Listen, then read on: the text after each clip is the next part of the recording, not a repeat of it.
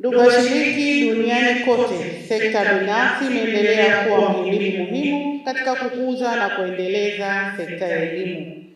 Ushiriki huo umeendelea kwa kiasi kikubwa kuongeza fursa na ubora wa elimu. Kutokana na umuhimu huo, serikali itaendelea kuthamini na kuimarisha ushirikiano na sekta binafsi ili kuhakikisha elimu yetu inaendelea kukua kwa tija na ufanisi.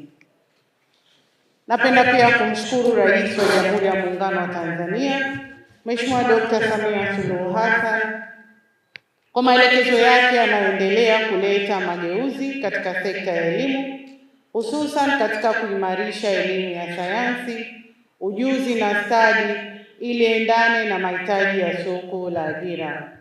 Kufuatia maelekezo hayo, serikali imefanya maboresho katika sekta ya elimu na mafunzo ya mwaka 2014 toleo la 2023 pamoja na mitaala yake.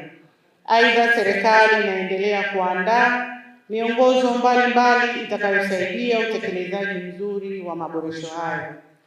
Vile vile, serikali ipo katika hatua mbalimbali za kufanya maboresho ya sheria ya elimu ili yaendane na mabadiliko ya sera ya elimu. Na niseme kama kawaida yetu, katika hili pia tutaenda pamoja. Nafahamu kuwa TAMUNGOSCO imeshirikishwa kikamilifu katika mchakato huo na imewasilisha maoni yake kupitia tume inayoshughulikia marekebisho hayo. Napenda kuhakikishia kuwa mapendekezo yenu yanafanywa kazi na ninawasihi kuendelea kushirikiana na serikali ili kuhakikisha elimu inakuwa chachu ya maendeleo ya taifa letu.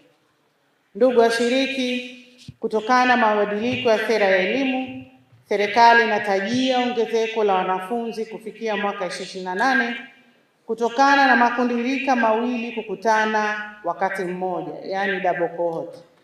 Kutokana na ongezeko hilo, serikali imebaini kuwepo kwa mahitaji makubwa ya miundombinu ya elimu ili kuhudumia kundi hilo. Kwa mfano, mahitaji ya madarasa mapya yanakaribiwa kufikia takriban 500,000. Kwa kutambua kuwa serikali pekee haiwezi kumudu mahitaji hayo kwa wakati mmoja, imeanzisha mkakati wa ubia kati ya sekta ya umma na sekta binafsi, yani PPP. Katika utekelezaji wa mkakati huo, wizara imekutana na wamiliki wa shule binafsi na kutoa semina zinazohusu miongozo ya usajili wa shule na walimu, utekelezaji wa mkakati huo pamoja na maandalizi ya udahili wa makundi rika mawili. Lengo la jitihada hizi ni kuhakikisha kuwa kuna kuwepo na maandalizi ya kutosha na yenye tija kabla ya kufika kwa kipindi hicho muhimu.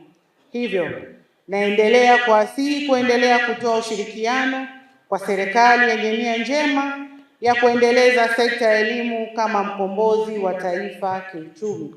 Na kule mtaani sisi vijana tunasema bila nyinyi hatutoboi. Kwa hiyo muone kwamba na mtambue mna mchango mkubwa katika kuendeleza elimu ya taifa letu.